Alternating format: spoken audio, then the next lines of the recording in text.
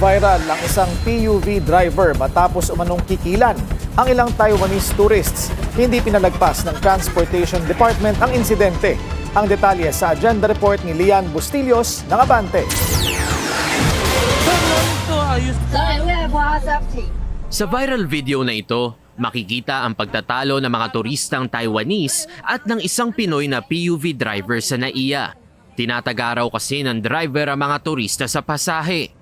9,600 pesos umano ang sinisingil para lang ihatid sila sa Maynila. Depensa ng driver, 500 pesos lang ang sinisingil niya.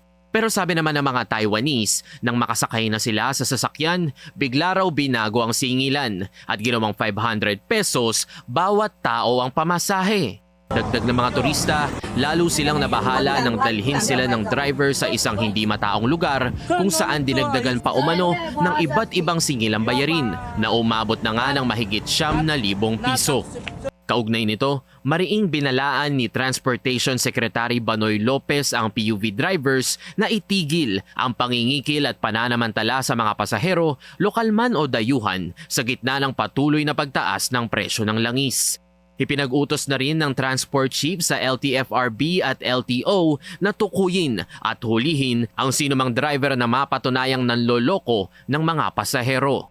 Babala ng mga ahensya, maaaring masuspinde o tuluyang makansela ang prangkisa ng mga operator na mapapatunayang sangkot sa ganitong gawain, bukod pa sa posibilidad na maharap sa mga kasong kriminal. Para sa agenda, Lian Bustillos, Abante. Manatiling nakatutok sa Bilyonaryo News Channel. Sumubaybay sa aming social media accounts at mag-subscribe sa aming YouTube channel para sa mga eksklusibong balita at storya.